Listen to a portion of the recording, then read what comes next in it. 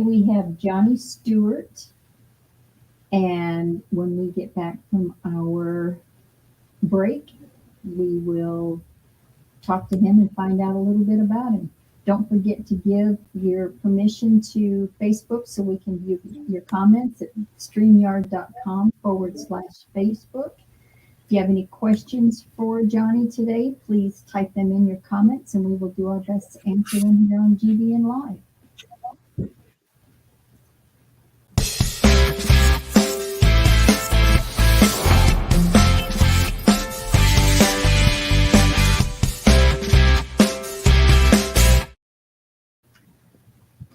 Today's guest is Johnny Stewart from Finkel Law Firm in the Flowertown Chapter. Welcome, Johnny. How are you today? Hello. Hey, good. How about you? I'm good, thank you. So before we get started, how about we find out a little bit about you, where you're originally from, your family, anything about us or anything about you want us to know. Yeah, so I'm originally from Nashville, Tennessee, and I'm sure everyone knows where that is. It's a lot bigger of a town now than it was when I was growing up. However, I was born and raised in Nashville, went to the University of Tennessee, and then after that, I went to the Charleston School of Law. And then, as they say, I fell in love with a South Carolina girl and got South Carolina part. And now I'm here in South Carolina for the duration. Nice. So what brought you here initially, as far as so you could find your South Carolina girl? So initially, I came here for law school. I was looking at a bunch of places. I mainly realized I didn't want to live in Knoxville anymore, or potentially Nashville was just blowing up. So I wanted to look at a different town. So I looked at a bunch of different other schools, and the Charleston School of Law really just stuck with me because they shared a lot of the same values I did. I knew that they were worried more about practice and getting people practical skills and connecting with the community. And that's what they did for me, and I'd recommend to anybody. Okay. Scholarship might didn't hurt either. No, that's never a bad thing. Yeah. So I hear your wife, Julia, is a public defender for Dorchester County. I guess no one is ever right with two attorneys in one household, or how do you guys do that? Exactly. Yeah, she is a public defender over in Dorchester. She's really they work in the First Circuit, which is in Dorchester County and Orangeburg County. They handle both of those. She handles mainly Dorchester, which is just St. George area, Somerville, if you know where that all is. I do. So she does that, and yeah, it can lead to some arguments. More we just talk about the law, but we like to turn it off when we get home. And it's typically one person's right, and it's not me. Well, as I say, if the woman's not happy, no one's happy. Exactly. That's exactly it. We're having a child in April, and one of my clients just said that I'm going to have my boss here and my boss at home. And I said, I already have a boss at home, so this will just be another layer. So do you know what you're having? It's a girl. She'll be wrapped around your finger. Exactly. Like I said, I'm getting a new manager. Yeah. So tell us a little bit about Finkel Law Firm. I know it's a really big company. Yeah, Finkel Law Firm, they've been around for 50 years. It's really a great deal. It's not one of those that you see on TV where you call one number over and over again and you get a lawyer. They deal more with complex litigation and stuff like that, whether it be a trucking accident or a wrongful death accident. And we do other stuff as well, such as real estate, or if you got a real estate closing, whether you're just a normal person or a business that needs to buy real estate, they do that. They do business associations. So if you're a business trying to expand, we do that. If you're trying to expand your family through adoption, we do that. And if you're trying to reduce your family through divorce, we do that as well. So we have a wide range of practice areas. And that's one of the things I really love the most about this firm is that I do personal injury. I do catastrophic injuries. So if there's something like that that comes up, whether it be an insurance question that may affect a real estate issue anything like that, they can come to me. And likewise, I can come to other folks with questions I may have. Where if you're just in a firm that does purely personal injury, you're just going to have one mindset. And we like to take a holistic approach, if you will. I like that. So do you see one area of your law firm growing faster than any of the other ones at this point? Well, it's an interesting deal with that because the law firm really grows as the economy does. We also have a foreclosure department, and I hope the foreclosures don't grow. But as these rates start growing, and folks start passing up on bills, whether it be the car bill or other bills, then that just trickles down, and that becomes an issue. So I foresee that probably growing in the next couple of months. But hopefully, we can get this personal injury section growing a little bit more. That's really where my focus is more than anything. So being a civil attorney, tell me exactly in layman's terms what that means. So what that means is I defend people, or I represent people whenever they bring a lawsuit for money. That's really what it is at the most basic form. My job really comes out of the Seventh Amendment, which allows people to sue each other for any type of dispute over $25. So believe it or not, it goes a little bit higher than $25 typically, but that's really it, is whenever somebody has a lawsuit for money. So we deal with them in the pre-suit phase. So as soon as you find the lawyer, you'll be talking to me. And as soon as we have to try the case, you'll be talking to me. I cut my teeth doing trials. I used to do trials for the defense. Now I do them for the plaintiff side. That's really where I find myself most comfortable. And you like it best? Yeah, absolutely.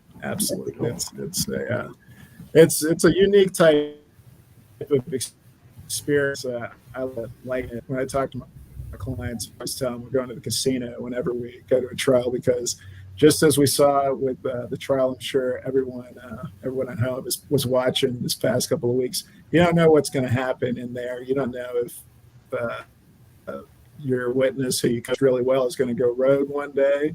You don't know if you're going to forget everything you got to say in your closing argument. You just got to go on your feet, and then at the end of the day, it's 12 people with a sixth grade education who are making the decision. So you got to just if you're going to put it in their hands, you got to make sure and put a full effort forward. So before we get going into what you do now and more of it, you used to be a trial attorney. Tell us about that. So I am a trial attorney still, but I used to do it on the defense side. So before I do what I did now, I used to defend insurance companies and restaurants and doctors whenever they would be sued for money. So I could rattle through all the insurance companies, but you probably see them on TV. They've got some pretty expensive spokesmen, so they don't really need me.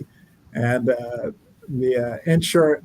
restaurant, will just say it's no rules, just right type of place. I saw a lot of slip and falls, a lot of car wrecks, a lot of medical malpractice claims with shoulder issues with newborns. It was a good way to get experience.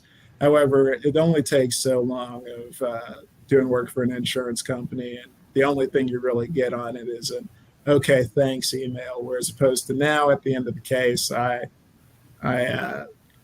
understand I'm changing someone's life, which is a heck of a feeling. Yeah. So it would be silly to ask which one you like better just based on your answer and your demeanor and everything else. You definitely have more of a passion. It's got they both have their pluses and minuses. With where I am now, I'm dealing with folks directly. So whereas when I was dealing with an insurance company, I didn't have to deal with whether or not somebody was getting their car repossessed. I didn't really care at that point. When I was dealing with an insurance company, I didn't have to worry about whether or not someone was going to be able to lose their home. So you just have to shoulder a lot more personal responsibility with your clients now, as opposed to when I was more detached, just trying to basically find the best legal way to save a large corporation a lot of money. You said you guys try to check it at the door, but I'm assuming that doesn't always get to happen. Yeah, a lot of times we just talk, and difficult whenever somebody's talking about something at work. If she's talking about a hearing that went on, then obviously I'll give my opinion about the substance of that hearing, even if it might be wrong, and I'm told often it is. So, it went back from when she was studying for the bar to now that we just float things back and forth to each other every once in a while. It's kind of like talking about sports more than anything. So what is the case that gave you the most joy or satisfaction to win? We have a listener, Tamara, that is wanting to know which one gave you the most satisfaction to win. So it's difficult to pick just one. I mean, probably the most impactful one where I had a client who had gotten a wreck and then developed acute pancreatitis from it. She comes to us, her insurance company beforehand saying, you don't have anything here. This was obviously chronic. She comes to us after her doctor says that this was related. The insurance company says, you don't have anything. This is obviously chronic. We litigate the case for about 3 years. That entire 3 years, the defense is saying, you don't have anything. Your thing is probably chronic. And then shockingly, the day before trial, they say, hey, you actually might have something. They gave us a pretty large reward. It was in the high six-figure range. And seeing the look on her face when, the money is one thing, and typically the clients who are most concerned about the money, they don't really have the issues that I'm talking about. It's the ones who really just want to be believed that what they're saying is valid, and offering them that validation was the most satisfying thing that I've been able to do. And really, whenever I'm able to do that, it's excellent. That's cool. So after our break, we'll hear more of the cases that you have kind of played with, and some of the ones that you've enjoyed the most. So stay tuned. We'll be right back, and we'll have a commercial break. Awesome. Hi, I'm Jess the Sand. I've been a canine liaison at Grand Strand Law Group for, 30 years? What's that? You don't believe me? I meant 30 dog years, of course. First rule of lawyering, read the fine print. Anywho, my humans at Grand Strand Law Group have a combined 20 years experience. I know, not as much as me, but that's in people years. So yeah, still pretty impressive. Real estate, estate planning, or probate, you need GSLG. Grand Strand Law Group. Trust us, we have a dog.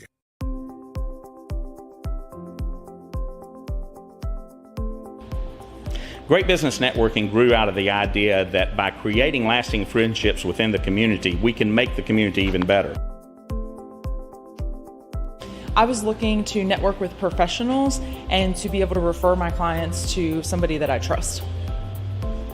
Well, it's really important to trust the members of the group because we really generate quality referrals, and to know somebody, be friends with them, and get that the qualified referral is the key to success. It is networking, but it doesn't feel like networking, and that is important to me. I come to the meetings, I have fun, I make great connections, and I help grow my business.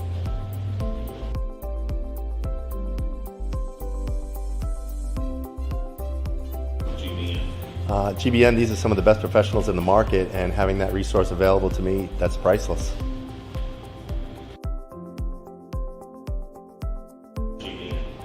Well, GBN is a network of business professionals that build long-lasting friendships that will not only grow my business, will grow yours as well. That's what referral marketing is all about. GBN really is the most important marketing for your business. Check us out today.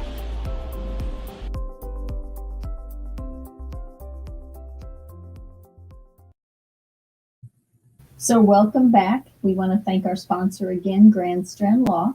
You can contact them at 843-492-5422 or at grandstrandlawgroup.com. They are in the Myrtle Beach and North Myrtle Beach area. Remember, if you have any questions for GBN or today's guest, please type them in your comments and we will do our best to get them answered here at GBN Live. So welcome back, Johnny. Johnny is with the Finkel Law Firm in the, which one? We're in the Flowertown GBN group, yeah. Okay. And Although, Ironically, I'm in the Columbia office right now, so Are you? yeah, if you're confused, I am too.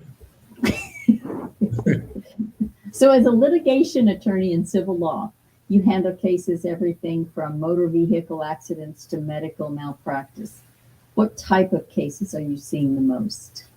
Well, really, the most case, and any lawyer who you talk to about litigation, if they don't say that this is the answer, they're just incorrect. The most common type of lawsuit that we see in the world is the motor vehicle collision, and that's because it's one of the only lawsuits where somebody can wrong somebody, and it's going to be pretty clear. You know, if you violate a law of the road, it's going to be pretty clear if you do it. And if you hit somebody, it's pretty obvious that you weren't driving the way you're supposed to, because you're not supposed to be out here hitting people. So you get that. And then in addition with that, they have insurance, and we're not allowed to talk about insurance in trials. However, you know, the entire way up, all we're talking about is insurance, because whereas if I were to go and say, who knows, I go break a window down at the local gas station. Sure, the local gas station could sue me and say that I need to pay for that window. But if I don't have any assets, then sorry, there's nothing that you can get. However, if I go and hit somebody in my car and they say, hey, you need to repair for your car, and I say, hey, I don't have any assets, I can at least point to this insurance policy, which I pay monthly premiums to. And that's how you do it. So it's really the perfect storm for litigation. So what's the best advice you would give somebody that needs to see an attorney before they go in to actually meet with them? So advice I would give somebody, if they wanted to see me in the personal injury aspect, is before you should see me, you should see a doctor to see if you're actually hurt. If you're not actually hurt, there's really no real reason to come to me or any other type of personal injury lawyer, because if I get an attorney's fee off of a $3,000 settlement, then nobody's going to be happy about that, and you could probably get that one on your own. But the first thing I would definitely say is go make docs type of thing. Go visit a doctor that you have a trusted relationship with and see what they've got to say. If they say that you're injured and that injury is due to this accident, go ahead and call a lawyer and get your thing rolling, because you're going to need one. I'd also say that before you see me and the insurance company calls you and say, hey, we'll settle your case for you, but you got to give a recorded statement, that's always a trick. That's a trick that I'd use back when I defended these insurance companies. And I can tell you that's a trick that they still use today. So bottom line, if an insurance company calls you, just tell them you can't talk to them until they talk to their attorney? Exactly. I mean, it all just depends. If somebody hits your car and you know you're not hurt and there's nothing really going on, then there's no harm in talking to them.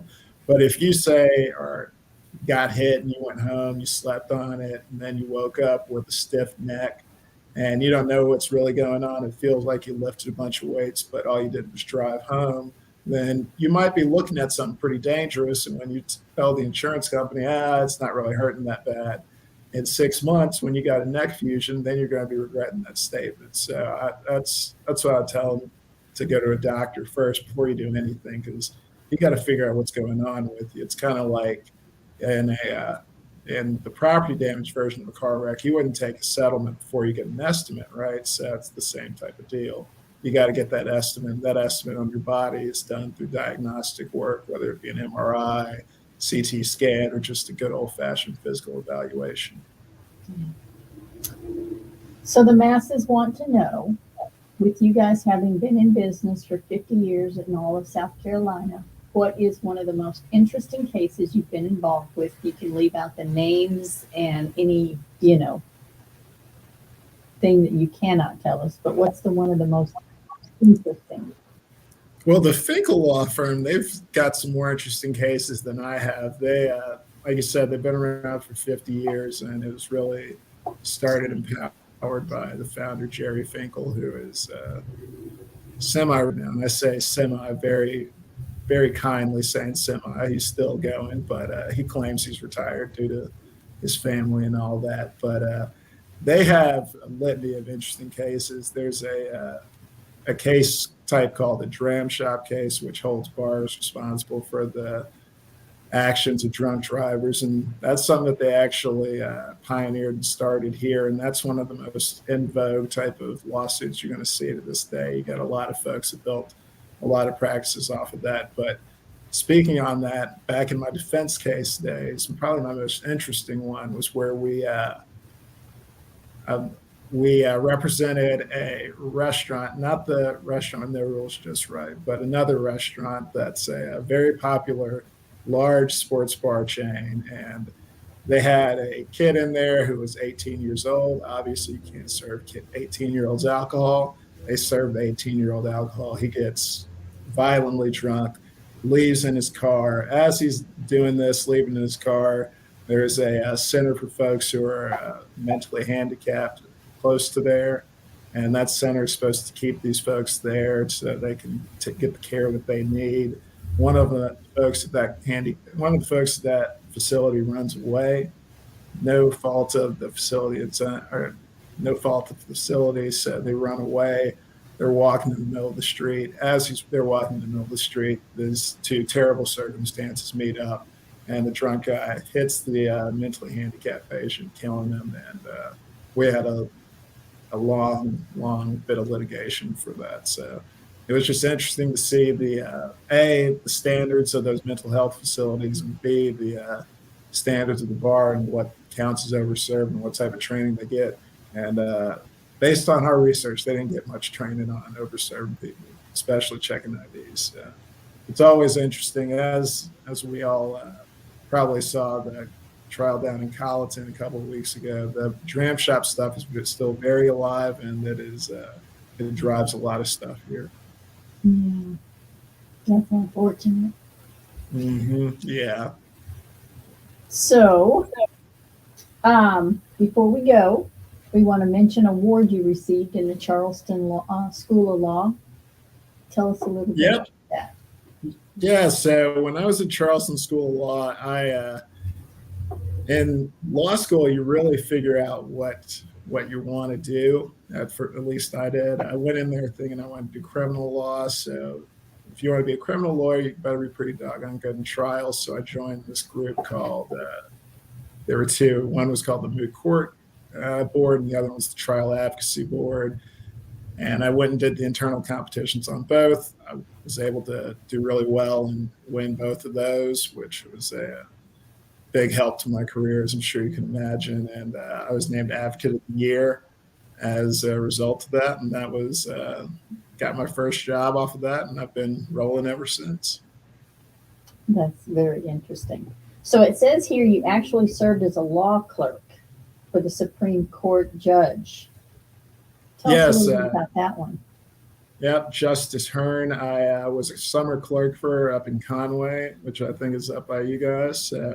Lived in Conway, did that for a summer. It was really the most impactful experience I had in law school, if I'm being honest, because I got to write opinions that the court would give down. And before writing the opinion, I'd go see oral argument. As I'm sure you can imagine, at the South Carolina Supreme Court, you got the best of the best on oral argument going. So I was able to effectively just steal random bits from top practitioners and create the style that I go into the courtroom with now. That's cool. So, Johnny, we want to thank you for coming.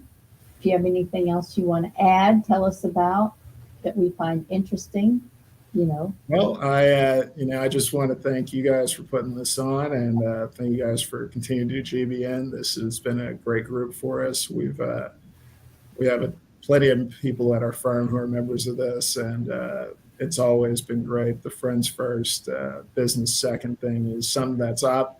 It's a slogan, but it's something that people live by, and it's something that people obviously believe in a lot. I don't know if anybody who's watching has done any of these Wednesday meetups between the GBN groups in the area, but that's been great for me. I mean, I've gotten referrals from that just on its own. So GBN's a great group, and I'm glad to sit down with you guys and discuss more about litigation. And if we can do this again in the future, I'm more than happy to. We would look forward to it. So as a member of GBN, you just gave us a lot of information. Is there anything else about being a part of a network group that you would like to share? Well, I will say that if you're not doing GBN or something like it, at least that you're leaving something on the table. Thank you very much. Again, Johnny, thank you. Would you like to tell everybody how to get in touch with you? Give us a phone Yes. number, an email address. Yes. Yeah, you can see me at the Finkel Law Firm. You can go to finkellaw.com. Googling it's probably the easiest way to go about it. We have a number that's flashing up on the screen. I haven't quite memorized that one yet, but it's a good number. It's a doggone good number. But I'll tell you that the way I tell people to get in touch with me most is just Google us, go on the website. We've made a big impact in the community, and we're going to continue making. Thank you very much. So thank you for joining us, Johnny. Remember, if it's Wednesday, it's GBN Live. See you next week. Awesome.